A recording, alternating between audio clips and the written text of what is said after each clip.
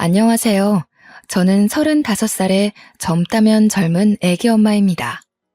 이 사연을 그들이 꼭 봤으면 좋겠는데 많은 분들이 좋아해 주시고 댓글 남겨주시면 아마도 언젠가는 볼 것 같은데요. 그래서 더 사실적이고 있던 일들을 그대로 들려드리려 합니다. 어린 시절부터 간략하게 말을 해보자면 저희 가족은 시골 변두리에 살고 있었어요. 가난하고 배고픈 집안이었지만 그보다 더 최악인 건 아빠께서 알코올 중독이라는 것이었죠. 거기다 엄마께서는 또 외도를 그렇게 하셨습니다. 누가 봐도 외동딸인 저는 부모 중 누구의 돌봄도 받지 못한 채 그렇게 살아가야 했지요. 너무 불우했고 아픈 시간들이 많았습니다. 외도를 하시던 엄마의 곁에는 늘 모르는 아저씨들이 계셨고 그 아저씨들은 제가 농담 삼아 그러기도 하셨어요. 얘가 당신 딸 연수야? 당신이랑 똑같이 생겼네? 안녕 연수야. 아저씨는 엄마랑 곧 결혼할 사람이란다. 네? 그게 무슨... 됐어. 얘한테 말해도 못 알아먹어. 최연수, 집으로 얼른 들어가 있어. 집에 아빠 있으면 엄마 봤다고 하지 말고. 알겠지? 왜 들여보내? 이렇게 본 것 같이 밥이라도 먹자. 이제는 내가 연수 네 아빠라고 생각하면 돼. 알겠니? 전 이런 환경이 너무나도 싫었습니다. 엄마와 외도하시던 모든 분들은 제게 아빠 소리를 듣기를 원했고 그게 당연한 줄 아셨죠. 그러나 어린 마음에 그건 꽤 큰 상처이고 스트레스로 다가왔습니다. 심지어 아빠가 안 계시는 날에는 집으로까지 만나는 남자들을 불러 놀았던 엄마를 전 이해할 수 없었어요. 저에 대한 배려와 생각이 아예 없다 보니 그 어린 나이에 못 볼 장면들도 많이 목격했습니다. 엄마와 아저씨가 옷도 입지 않은 채 엉겨붙어 있는 모습들을 한두 번 목격한 게 아니었죠. 너무 싫었고 끔찍했어요. 엄마만 해도 이렇게 싫은데 아빠라는 사람은 더했습니다. 매일 술로 하루를 살다 보니 일을 할 능력도 없는 사람이었죠. 낮이고 밤이고 늘 만취 상태였고 대화 자체가 불가능했습니다. 술을 드신 아빠는 꽤 폭력적이었는데 그 시비는 늘 집에 있는 저였어요. 야, 너 이리 와봐. 너는 대체 언제 크냐? 너를 괜히 낳아서 전현이랑 결혼까지 하고 내 팔자가 이렇게 더러워진 거 아니야? 너 나한테 어떻게 보상할 거야? 말해봐. 아빠, 잘못했어요. 죄송해요. 자, 아빠가 다시 물어볼게. 이번에 대답 못하면 몽둥이 가져와야 하는 거 알지? 너 때문에 망가진 내 인생 어떻게 보상할 거야? 아빠께서는 늘 저 때문에 엄마와 결혼하게 된 거라며 저를 향한 원망을 멈추지 않으셨습니다. 제가 뭘 그렇게 잘못을 한 걸까요? 태어난 게 잘못인 걸까요? 저는 많은 걸 바란 적도 없었습니다. 그저 가족끼리 따뜻한 밥 한 상 같이 먹어봤으면 했었고 부모님과 함께 오순도순 대화라도 해봤으면 좋겠었죠. 꼭 부모님 모두가 아니더라도 두 분 중 한 분이라도 제 곁을 지켜줬으면 좋겠었습니다. 이게 욕심이었던 걸까요? 단 한 번도 그런 일은 제게 일어나지 않았습니다. 친구들은 늘 함께 놀다가도 저녁을 먹으러 가야 한다며 집으로 향했지만 전 불 꺼진 집에 혼자 쓸쓸히 들어가 컵라면을 먹는 게 일상이었죠. 이렇게 지옥 같은 집구석에서 살다 중학생이 된 저는 도망치고 싶다는 생각을 했습니다. 그런데 도망쳐 나오려면 돈이 필요하더라고요. 그래서 어린 나이였던 저에게 일을 시켜준 분식집에서 홀서빙도 하고 쓰레기도 치우며 굳은 일도 마다하지 않고 전부했습니다. 덕분에 시급보다 조금 더 돈을 받을 수 있었고 이악 물고 단 하루도 쉬지 않고 일을 했죠. 불행한 삶을 살던 제게는 목표 하나가 생겼거든요. 바로 열심히 돈을 모아서 이 집을 제 발로 나가는 거였습니다. 도저히 희망은 눈 씻고 찾아봐도 볼 수 없는 이 집에서 하루라도 빨리 나가는 게 목표였죠. 그래서 저는 최선을 다해 살았고 18살 어린 나이에 제 짐을 싸들고 도망쳐 나왔습니다. 혹시라도 부모님이 저를 찾을까 싶어서 집에서 최대한 먼 타도시로 가서 자리를 잡았어요. 물론 저를 보고 싶어서 찾는 게 아니라 괘씸해서 찾을 것 같았습니다. 그렇게 전 연고도 없는 타지에 가서 그간 열심히 일해 모은 돈으로 작은 원룸방 하나를 얻었어요. 다행인 건지 집주인 부부가 너무 좋은 분들이셨죠. 처음에 어린애가 와서 혼자 계약을 한다고 하니 어려울 것 같다며 저를 내치셨습니다. 그런데 사모님이 제게 따로 와서 조용히 물어보셨어요. 학생, 나이가 18살이면 아직 부모님 보호 아래 있어야 하는데 무슨 일로 혼자 집을 구하고 있는 건지 알 수 있을까? 그게 엄마는 외도만 하시고 아빠는 알코올 중독이세요. 저는 태어나서 지금껏 단 한 번도 행복한 적이 없었거든요. 그냥 살고 싶고 웃고 싶어서 그래서 열심히 돈 벌어 도망 나온 거예요. 저 좀 받아주세요. 제발요. 그게 사실이니? 학생 말을 못 믿는 건 아닌데. 아마 저 찾지도 않을 거예요. 저 정말 살고 싶거든요. 저 살게 제발 도와주세요. 저는 그냥 제가 쉬고 잘 곳이 필요한 거라 제발 저 좀 한 번만 도와주세요. 제 말 끝에 사모님은 눈물을 보이셨고 제게 정말 많은 호의를 베풀어 주셨죠. 열심히 일하며 늘 피곤에 쩔어있는 저를 대신해 늘 맛있고 따뜻한 밥상을 차려주셨습니다. 제가 조금 일찍 들어와 있는 날은 집주인 부부 집으로 저를 초대해서 함께 삼겹살도 구워 먹으며 푸짐한 밥을 먹을 수 있었어요. 그리고 제가 늦는 날에는 집 앞에 보온 도시락이 놓여 있었죠. 집주인 부부의 호의에 제가 성공해야 할 이유가 또 생겨버린 겁니다.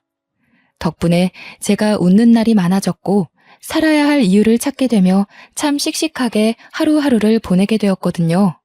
그러던 중 제가 꿈만 같은 기회가 왔죠. 늘 아르바이트를 하던 제가 중소기업 경리로 취직을 한 겁니다. 사실 집주인 부부의 지인이 운영하던 회사인데 절 너무 반듯하고 좋게 봐주셔서 격리 자리가 공석이 되자마자 추천을 해주셨어요. 그렇게 안정적인 회사에 들어간 저는 이후부터 월급을 받으며 살았습니다. 그렇게 3년쯤 일을 다니고 있었는데 놀라운 일이 벌어졌죠. 저보다 15살이나 많았던 중소기업 사장은 늘 저를 대하는 게 남달랐습니다. 착각이라면 착각이겠지만 저를 좋아하는 것 같았어요. 그러나 나이가 너무 많았고 연애 경험도 없었기에 모르는 척 하기도 했습니다. 시간이 흐르고 흘러 어느 날은 제대로 고백까지 받게 되었고 피할 수 없었어요. 나는 네가 참 좋다. 15살이나 많은 내가 이런 소리 하면 정말 욕먹을 거 알지만 이 마음을 더는 못 숨기겠어. 나도 이 감정을 없애보려고 참 많이 노력했었거든. 그런데 쉽지 않더라고. 저도 느꼈어요. 그런데 나이 차이가 너무 많이 나서 솔직히 부담스러워요. 그리고 전 일개 직원이고 사장님은 사장님이신데 어떻게 저를 만나겠어요. 이건 아니에요. 너만 괜찮다면 난 아무렴 상관없다. 진심이야. 다른 건 몰라도 절대 너 외롭게 두지 않을 수 있고 배고프지 않게 만들 자신은 있어. 나도 부모 없는 고아로 살아서 그 마음 잘 알잖아. 사장님은 제게 진심을 다해 말을 했고 그걸 또 뿌리치지 못했습니다. 솔직히 저도 마음이 있었거든요. 어렵사리 저희 두 사람은 진지하게 만나게 되었고 너무 좋았죠. 딱 1년 연애를 했는데 1년간 저는 여지껏 살던 제 세상과는 다른 세상을 살게 되었습니다. 저처럼 혈혈단신으로 상경해서 자수성가한 사람이라 그런지 확실히 내면이 아주 단단하고 책임감이 넘치는 모습이 전 참 좋았어요. 그렇게 1년간 연애를 알콩달콩한 저희 두 사람은 결혼을 했습니다. 물론 15살이나 많은 나이였지만 남편은 절 세상에서 유일하게 사랑해줬고 저 역시 유일하게 남편을 사랑했죠. 남편이 재력이 있다 보니 신혼일 때부터 커다란 집에서 편하게 살 수 있었어요. 부유한 것도 물론 좋았지만 그보다 따뜻한 우리 집과 든든한 내 남편이 있다는 게 행복했죠. 결혼 후 남편은 집에서 편하게 있으라며 회사를 그만두게 했고 저 역시 그걸 따르게 되었습니다. 집에서 살림을 하며 남편 내조에 아주 애를 썼어요. 같이 일을 해봤기에 얼마나 힘든지를 누구보다 잘 알아서 집이라는 공간에 와서는 남편이 편하게 쉴 수 있기를 바랐습니다. 저는 늘 아침 저녁을 아주 푸짐하게 차려줬어요. 진수성찬이 따로 없을 정도로 해줬지만 힘들지도 않았어요. 제가 사랑하는 남편이 너무 맛있게 잘 먹어줬고 행복해했습니다. 늘 아침 저녁은 다른 찬과 찌개로 먹였고 그런 제 수고를 당연하게 여기지 않았던 사람이었죠. 제가 힘들 거라고 생각을 해서 본인이 설거지를 해준다거나 남은 청소를 도와주곤 했습니다. 그렇게 남편과 살며 저희 부부가 안정을 찾았을 때 저는 아이를 낳고 싶더라고요. 뭔가 남편과 주말마다 가던 여행도 이제 재미가 없게 느껴졌습니다. 아이를 낳으면 더 단단한 가족이 될 것 같아서 전 남편에게 말했어요. 여보, 우리 이제 신혼도 충분히 즐겼는데 슬슬 이세 준비해볼까? 난 솔직히 당장이라도 준비하고 싶은데 당신은 어때? 물론 나도 좋아. 그런데 여보, 난 솔직히 우리 둘이 이렇게 살다 죽어도 여한이 없을 것 같아. 막말로 아이 키우는 게 보통 힘든 게 아니라고 하던데 사실 조금 두렵기도 하거든. 그러니까 우리 너무 노력하지는 말자. 아, 그래? 당신 생각이 그런 줄 몰랐어. 한 번도 그런 말을 안 해서. 그렇지. 내가 말을 꺼낸 적이 없으니 당신 모를만 하지. 연수야, 그냥 나는 당신이 이제 고생은 그만하고 남은 생은 내 옆에서 편하고 행복하게 살았으면 해. 굳이 아이 낳아서 엄마로 살며 또 힘들지 않았으면 좋겠어. 저는 남편의 말을 듣고 화들짝 놀랐습니다. 왜냐하면 남편이 이렇게 저를 생각해주고 있는 줄 몰랐거든요. 지나가는 아이를 보며 너무 예뻐하던 남편의 모습을 알고 있는데 아이를 낳지 않고 둘이 살자는 이유가 제가 행복했으면 한다는 그 마음이 너무 따뜻했습니다. 처음에는 아이를 꼭 낳아야 한다는 어떤 강박이 제 머리에 가득했는데 남편과 대화를 하다 보니 꼭 낳지 않아도 괜찮겠다는 생각이 들었죠. 그래서 저희 부부는 딩크 부부로 살게 되었고 대신 유기견 한 마리를 입양했습니다. 제가 시골에 매주 유기견 봉사활동을 갔었거든요. 그곳에서 유기견을 데려왔는데 확실히 반려견이 있고 없고의 차이가 컸습니다. 남편 역시 물고 빨고 아주 좋아했지만 제가 혼자 있는 시간에 늘 반려견과 함께 있다 보니 외로울 틈이 없더라고요. 반려견을 키워보신 분들은 아실 테지만 은근히 아이를 키우는 것보다 손이 더 많이 가기도 하죠. 심지어 여러 번 버림받은 상처가 있는 유기견이라 늘 함께 해주려 노력을 많이 했습니다. 그렇게 시간이 흘러 저희 부부와 반려견 사랑이는 단란한 가족이 되었습니다. 이날도 제가 사랑이를 데려온 보호소가 있는 시골로 봉사활동을 가던 날이었습니다. 가서 열심히 다른 사랑이 친구들을 보살펴주고 봉사활동을 모두 마친 후 집에 돌아오는 길이었죠. 늦은 시간이고 시골길이라 가로등 하나 없이 깜깜한 길이었어요. 그 길을 가고 있는데 순간 웬 여자가 길가에 쓰러져 있는 겁니다. 너무 놀라서 급히 차를 세우고 내려가 여자 상태를 봤더니 배는 남산만하게 나와 있었고 온몸이 땀에 젖어선 살려달라고 울부짖었어요. 전 곧바로 구급차를 불렀습니다. 이봐요, 괜찮으세요? 아이가 나올 것 같은데 세상에, 보호자 연락처 좀 알려줄래요? 제가 구급차는 불렀고 보호자한테 대신 연락할게요. 제발 살려줘요. 우리 아기 좀 도와주세요. 살려주세요. 저 보호자 없어요. 그냥 빨리 병원이요. 그렇게 길가에서 임신한 그 여자를 지켜주다 구급차가 와서 그 여자를 실어주고 저는 다시 차에 타서 가게 되었습니다. 그런데 아무래도 보호자가 없다는 저 여자가 걱정이 되는 거예요. 저도 오지랖인 거 아는데 혼자라는 그 쓸쓸함을 잘 알기에 도움이 된다면 곁을 지켜주고 싶었죠. 고민을 하다 곧장 남편에게 전화를 했습니다. 여보, 난데 나 집에 가는 길에 길가에 산모가 쓰러져 있는 거야. 의식은 있는데 거의 출산 직전이라 너무 고통스러워 하더라고. 그래서 우선 구급차 태워서 보냈거든? 아, 정말? 당신 좋은 일 했네. 잘했어. 그럼 지금 집에 오는 길이야? 아니, 그 산모가 보호자가 없다고 하던데, 그게 자꾸 마음에 걸려서 아무래도 가볼까 싶거든. 나 병원 들렸다 갈 테니까 당신 밥 먼저 먹고 있어. 다 차려놨거든? 그래. 알겠어. 운전 조심하고 무슨 일 있으면 연락해. 저는 결국 보호자도 없이 애 낳을 일면식도 없는 그 산모가 걱정스러워 병원 응급실로 향했습니다. 가보니 조금만 더 늦었어도 산모가 위험할 뻔했다길래 정말 천만 다행이구나 싶었죠. 다행히 그 병원에서 급히 산부인과를 연결해서 아이를 무사히 출산하게 되었어요. 출산한 그 여자 곁을 조금 지키고 있다가 푹 잠이 들었기에 저도 집으로 왔습니다.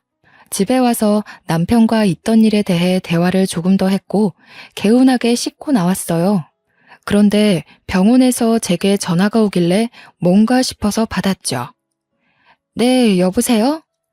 아, 네. 김도희님 보호자분 맞으시죠? 여기 땡땡 병원인데요. 김도희님이 아기도 두고 혼자 사라지셨거든요. 얼른 보호자분이 오셔야겠어요. 네? 그럴 리가요. 잠깐 어디 간 거 아닐까요? 아니요. 저희도 오래 기다리다 지금 연락드리는 거예요. 보니까 주소지도 이쪽이 아니시고. 우선 보호자분 병원으로 와주시겠어요? 아, 제가 그분 보호자가 아니에요. 저도 길에서 만난 거고 도와준 거라 너무 난감하네요. 우선은 갈게요. 저는 너무 당황스러워 말을 잇지 못했습니다. 아이를 출산한 여자가 병원에 아이를 버리고 가는 건 상상할 수 없는 일이었죠. 별 생각을 다 했던 게 혹시 병원비가 없어서 돈 때문에 그랬던 건가 싶기도 하고 대체 어떤 사정이 있길래 낳은 아이를 놓고 갈까 싶었습니다. 그렇게 아이를 버리고 간 그 여자 때문에 저만 곤란하고 난처한 상황이 되었어요. 결국 이 상황을 남편에게 털어놨고 상의를 했습니다. 여보, 어쩌지? 병원에서 전화가 왔는데 그 여자가 아이만 놓고 도망갔대. 그래서 나더러 빨리 병원으로 와달라는데 어쩌지? 뭐? 사실이야? 아니 대체 무슨 사정이 있길래 그런 짓을 했대? 어휴, 이걸 어쩌지? 모르겠어. 내가 가서 어떻게 해야 할지도 모르겠네. 우선 같이 가보자. 가야 뭘 해결하든 하지.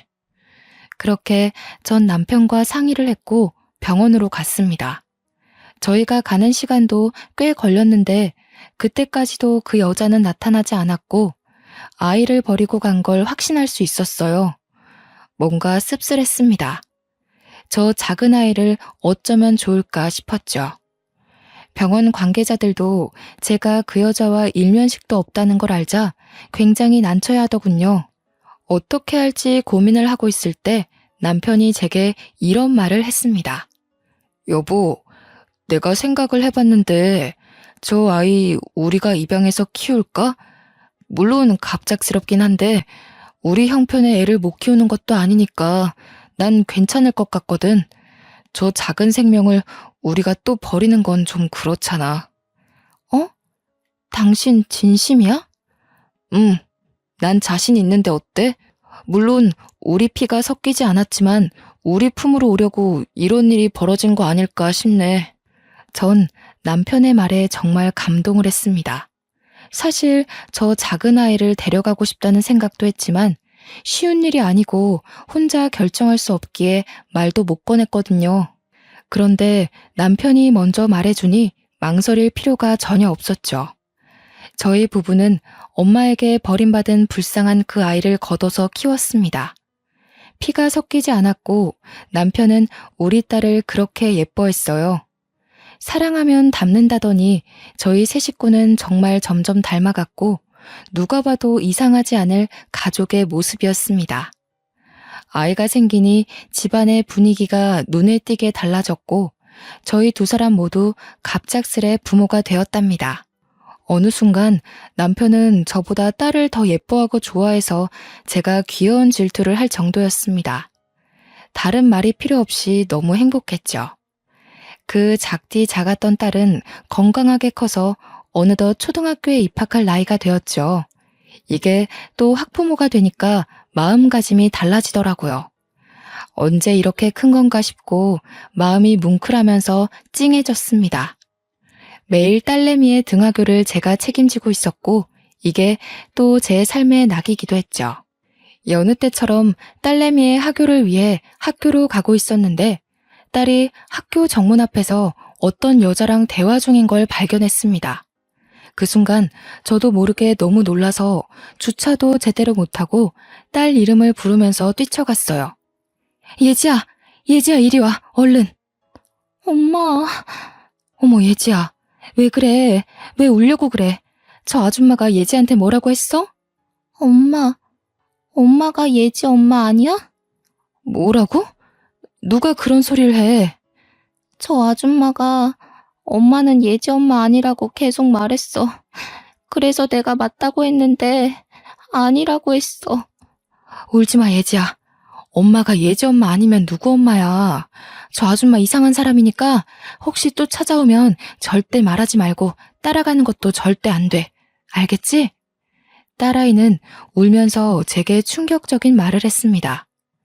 그때 우리 예지를 버리고 간 그 여자인 건지 설마 갑자기 나타나서 우리 예지를 데려가려고 찾아온 건가 싶어 너무 힘들었어요. 우선 놀라서 우는 딸을 끌어안고 진정시킨 후 집으로 왔습니다. 그 후 남편이 퇴근해서 올 때까지 별 생각을 다 하며 기다렸죠. 여보, 나 너무 무서웠어 오늘. 우리 예지를 데려갈까봐 너무 무서웠어. 응? 그게 무슨 소리야? 누가 예지를 데려가? 오늘 예지 픽업하러 갔는데 정문에서 어떤 여자랑 얘기를 하고 있는 거야. 놀라서 예지한테 막 뛰어갔는데 애가 울면서 엄마가 예지 엄마 아니냐고 막 그러더라고. 그래서 저 여자랑 무슨 얘기를 한 건지 물었더니 그 여자가 그랬대. 내가 예지 엄마가 아니라고. 뭐? 어떤 정신 나간 여자가 애한테 그런 소리를 해? 설마 그때 그 도망간 여자인가? 그러니까 아무리 생각해도 친모인 것 같아. 우리가 친부모가 아닌 걸 이 동네에 아는 사람은 아무도 없잖아. 그런데 왜 갑자기 나타난 걸까? 설마 이제라도 예지를 데려가려고 온 건가? 나 너무 무서워. 여보, 내가 예지를 어떻게 키웠는데 나 절대 예지 못 뺏겨. 울지 마 여보. 예지를 왜 뺏겨? 걱정 마. 우리가 예지 법적 부모야. 그 여자는 애 버리고 도망갔잖아. 잊었어? 그 여자는 애 키울 자격도 없어. 그것도 그렇고 예지한테 말해줘야 하나 싶고 생각이 너무 많다 정말. 우선 예지한테 말하는 건 조금만 신중하게 생각해보자. 지금은 타이밍이 아닌 것 같아. 남편과 많은 대화를 하며 참 많이 울었습니다. 눈물이 멈추질 않았고 그 슬픔에 잠겨 힘들었어요. 그 뒤로 저는 딸내미를 잃을까 두려워서 평소보다 더 빨리 가서 딸을 기다렸고 제 품에서 한시도 떼어놓지 않았습니다. 며칠 뒤 남편이 회식 때문에 늦게 온다고 하더라고요. 그래서 딸과 단둘이 오붓한 시간을 보내고 있었는데 핸드폰 알림이 울렸죠. 보니까 누군가 제 핸드폰으로 남편이 술에 취한 모습이 담긴 사진을 계속 보내는 겁니다. 저는 너무 놀라서 남편에게 전화를 했지만 받지 않았어요. 아무리 생각해도 이상해서 사진을 자세히 들여다보는데 술 취한 남편 옆에 여자 가방이 함께 있는 거예요. 저는 그때부터 배신감이 물밀듯 밀려왔고 불륜을 의심하지 않을 수 없었습니다. 그날 늦은 새벽에 남편은 집에 들어왔지만 아무것도 묻지 않았어요. 술 취한 상태이기도 했고 어설프게 물어봤다가 아무것도 알아내지 못할까 봐요. 다음 날에도 역시 아무것도 묻지 않았는데 남편은 발령기를 했습니다. 너무 과음을 했다며 많이 취해서 아무것도 기억이 나지 않는다는 말을 했어요. 저는 우리 가족이 깨지는 걸 누구보다 원치 않았던 사람입니다. 그렇기 때문에 신중하게 접근해야 했고 남편에게 물어봤자 사실이 나올 것 같지도 않아서 바로 흥신소에 가서 사람을 붙였죠. 제발 제가 오해한 거였으면 좋겠다며 마음속으로 빌고 또 빌었습니다. 그러나 흥신소 직원의 말을 듣고 전 절망을 했어요. 알고 보니 남편은 회식이라고 할 때마다 자주 가는 술집이 따로 있었고 그곳은 도우미 여자가 붙어있는 곳이었습니다. 심지어 남편은 일주일에 한 번씩은 꼭 가는 VIP라고 말해주더군요. 얼마나 더러운지. 날마다 다양하게 여자 한 명을 딱 지정해서 밤까지 술 먹고 저한테 들키지 않기 위해 아무리 늦어도 새벽 2시쯤에는 집에 온 거였습니다. 아주 치밀하고 더러운 남편을 용서할 수 없었죠. 저는 전업주부라 딸내미 키우며 살림만 하고 있었는데 어떻게 이럴 수 있나 싶은 배신감이 너무 컸습니다. 더 절망적인 건 말로 들었을 때보다 흥신소 직원이 보내준 사진을 봤을 때 그 절망감은 더욱 컸어요. 다 무너져 내렸고 끝이라는 걸 생각하고 있었습니다. 그런데 이혼을 하고 싶어도 경제적인 능력이 아예 없었기 때문에 이혼을 결정하는 게 결코 쉽지 않았죠. 이런 중대한 문제를 의논할 가족도 없었고 하다못해 친인척도 없었으니 막막했습니다. 여기까지만 해도 충격적인데 여기서 그치지 않았어요. 흥신소 직원은 제 남편에 대해서 이상한 소문을 들었다며 말을 해줬습니다. 그 남편분이 술집에 완전 VIP라고 하더라고요. 그런데 이상한 소문이 도는 게 하나 있었어요. 그게 뭔데요? 그 술집에 젊은 여자 한 명을 임신시켰대요. 근데 여자를 아주 비참하게 버렸다는 소문이 쫙 돌고 있어서 그 술집에 있는 종업원 중에 모르는 사람이 없을 정도라고 하더라고요. 이 정도면 소문이 아니라 진짜인 거죠, 뭐. 임신을 시켰다고요? 그 여자는 누군데요? 그것까진 말 안 해주더라고요. 아무튼 이런 말하기 좀 그렇지만 보통 질이 나쁜 게 아니니까 남편분과 얼른 정리하세요. 저는 너무 불안했고 절망스러웠습니다. 어딘가에 저도 모르는 남편 아이가 살고 있을 수도 있겠다는 생각과 제가 생각한 것 이상으로 남편의 행실이 좋지 않다는 게 받아들이기 힘들었어요. 저와 딸에게는 세상 둘도 없는 다정한 아빠와 남편이었으니 말이죠. 바보가 아닌 이상 이 상태로 결혼 생활을 유지할 수 없다는 건 알았습니다. 그래서 소송을 준비하려 했지만 큰 돈이 없어서 그것조차 할 수 없어 너무 비참했어요. 뒷주머니 하나 차지 않고 여태 뭐 했나 싶은 생각이 들었습니다. 제 마음이 지옥이다 보니까 남편을 마주해도 제 감정들을 숨길 수 없었고 대화를 단절해버렸죠. 남편을 대하는 제 태도가 쌀쌀맞아지니 본인도 뭔가 눈치가 보였는지 더 잘하더군요. 짠! 당신이 좋아하는 꽃다발 사왔지. 이런 걸 뭐하러 사왔어. 버리는 것도 일인데. 에이, 왜 그래. 당신 꽃 엄청 좋아하잖아. 그래서 집 오는 길에 사온 건데. 그래. 당신 요즘 왜 그래? 나한테 뭐 화난 거 있어? 그런 거 없어. 아, 있잖아. 왜 그러는데. 아, 왜 이래. 없다고 했잖아. 에이, 우리 와이프가 왜 그러실까? 예지도 자는데 오랜만에 사랑 좀 나눌까? 나 빨리 씻고 올게. 나 책 읽다 예지 방에서 잘 거야. 요즘 예지가 밤에 자꾸 깨거든. 씻고 자. 남편은 누가 봐도 바람 피는 게 미안해서 와이프한테 잘해주는 남자처럼 보였습니다. 그게 전 너무 싫었어요. 본인이 찔리는 게 있으니 저렇게 행동을 하는 게 말이죠. 그 후 남편과 절대 같이 잠을 자지 않았고 전 딸내미와 함께 잤습니다. 옆에 누워있는 것도 살이 닿는 것도 소름 끼쳤거든요. 남편 때문에 머리가 복잡해서 두통약까지 먹으며 지냈습니다. 그래도 이런 모습을 딸에게 내색하지는 않았어요. 한동안 참 힘들게 보내던 저는 아무 생각 없이 여느 때처럼 딸을 픽업하러 학교로 갔고 손을 잡고 차를 타려는데 갑자기 어떤 여자가 제 손목을 확 낚아채는 겁니다. 너무 놀라서 순간 그 여자를 쳐다봤는데 얼굴을 보니 누군지 알 것 같았죠. 순간 몸이 덜덜 떨리고 무서워서 딸을 먼저 차에 태우고 절대 나오지 말라고 말한 후 차와 살짝 떨어진 곳에서 대화를 했어요. 당신 뭐야? 왜 자꾸 애 학교에 찾아와서 왜 이래? 별 이유는 없어요. 그냥 내 배 아파서 낳은 내 딸이니까 이제라도 내가 엄마인 걸 알았으면 좋겠고 엄마로 생각해주면 좋겠어요. 그러니까 애랑 얘기할 시간 좀 줘요. 매일 그렇게 옆에 끼고 다니지 말고. 당신이 사람이야? 그 핏덩이를 병원에 내동댕이 쳐놓고 갔으면서 금이야 오기야 키워놓으니 엄마 노릇을 하겠다고? 절대 안 돼. 예지는 내 딸이야. 내 딸이라고. 2번 다시 나타나지 마.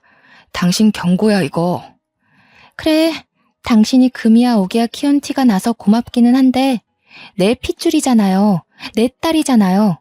그날 당신도 봤잖아. 4배 아파서 낳은 아이인 거. 염치도 없이 어떻게 날 찾아와서 그런 말을 해?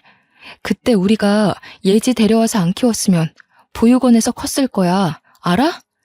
당신 진짜 부모 자격 없어. 그래, 어디 물어나 보자. 애 키울 돈은 있어? 능력도 없으면서 왜 그래? 예지, 당신이 아니더라도 당신 남편이 키웠어야 했다고요. 아직 아무것도 모르는 것 같네? 예지가 당신 남편의 자식이라고. 뭐라고? 지금 무슨 헛소리를 하고 있는 거야? 당신 진짜 악질이구나. 사실이에요. 이도훈이 나 술집에서 일할 때 25살이었던 나를 임신시켰거든.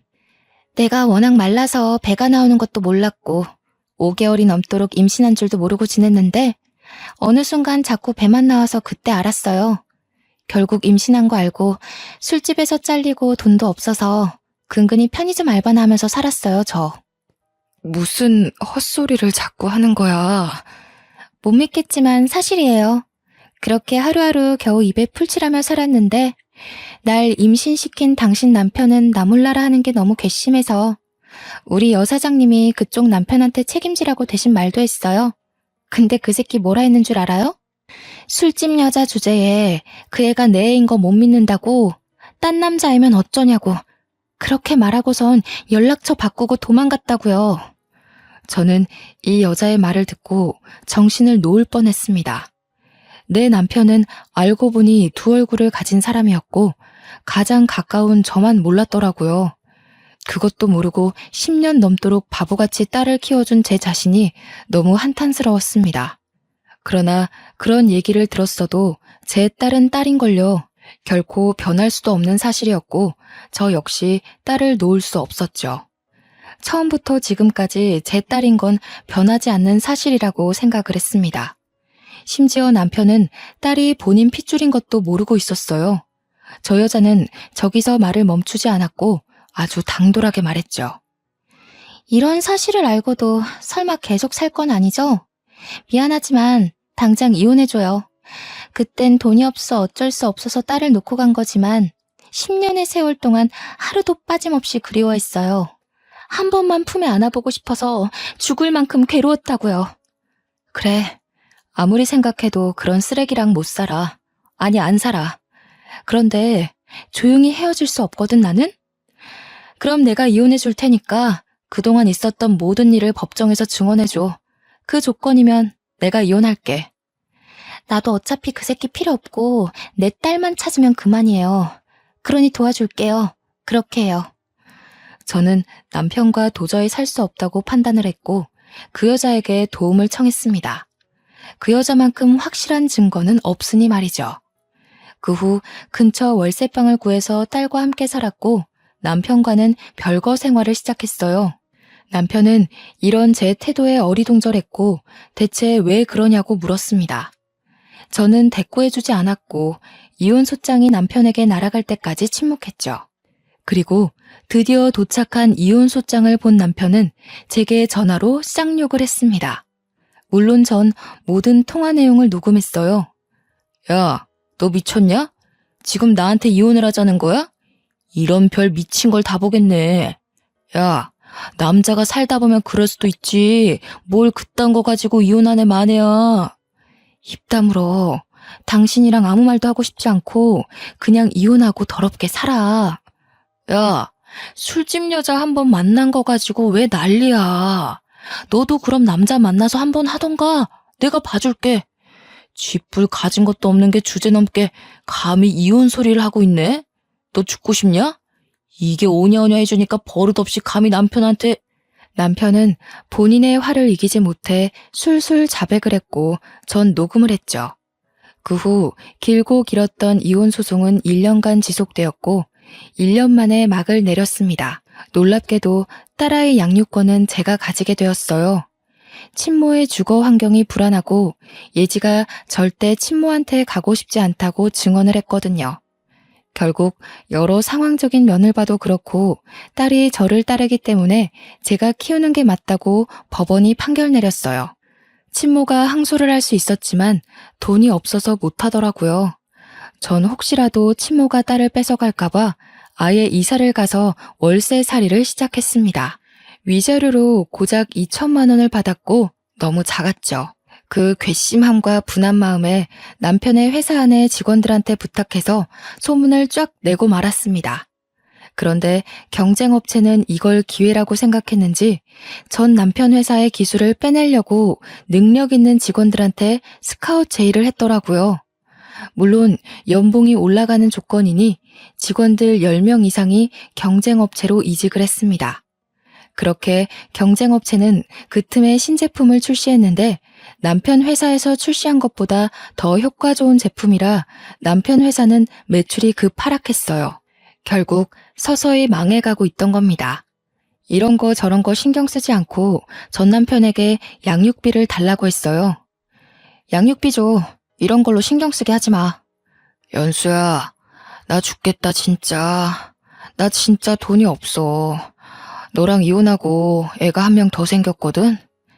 들어보니 저랑 별거 중일 때도 술집에 가서 욕구를 풀었었고 더 충격적인 건 전 남편의 애가 또 생겼더라고요.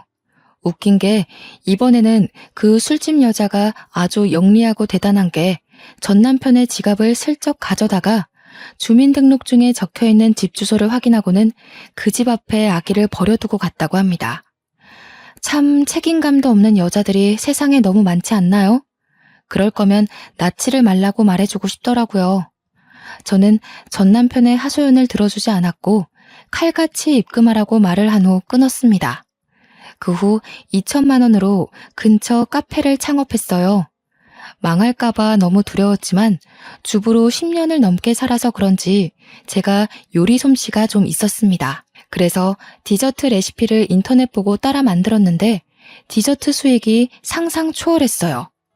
1인 창업인데 규모가 점점 커져서 결국 확장 이전까지 했고 알바생도 여러 뽑아서 함께 일을 했습니다. 알바생이 생기면서 딸과 보낼 수 있는 시간이 늘어나서 좋았고 가끔 바쁠 때는 우리 딸이 카페에 와서 공부도 하며 지내고 있어요. 저는 디저트를 만들 때 딱 하나만 생각을 했습니다. 우리 딸이 언제든 먹을 음식이니 꼭 몸에 좋은 유기농 재료들로만 만들자고요. 건강한 식재료로 만든 유기농 디저트라는 타이틀은 근처 학부모들 사이에도 입소문이 제대로 났습니다. 그렇게 불행하고 힘들게 산 제게 드디어 진짜 행복을 주는 건가 싶은 하루들을 보냈습니다.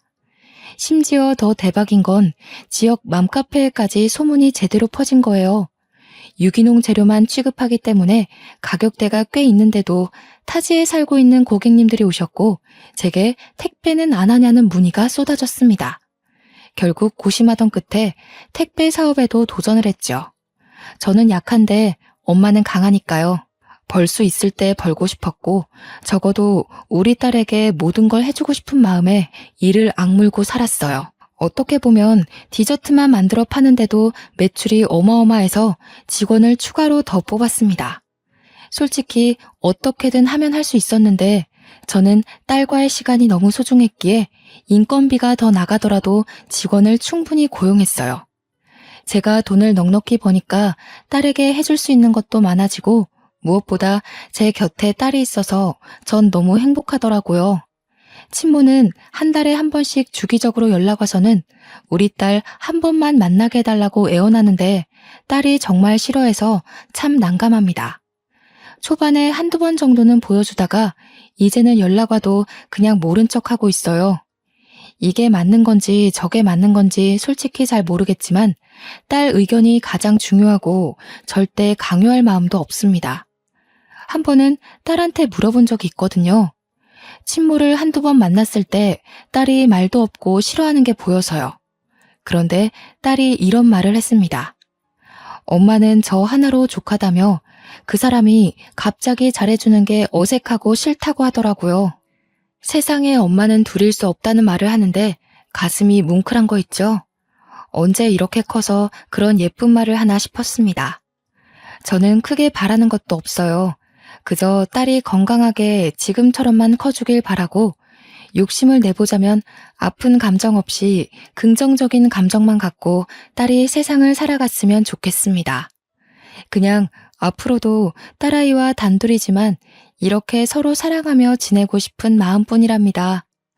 제 길고 긴 사연을 들어주신 분들 모두 행복하셨으면 좋겠어요. 꼭 저처럼 아픈 시간 없이 행복하세요.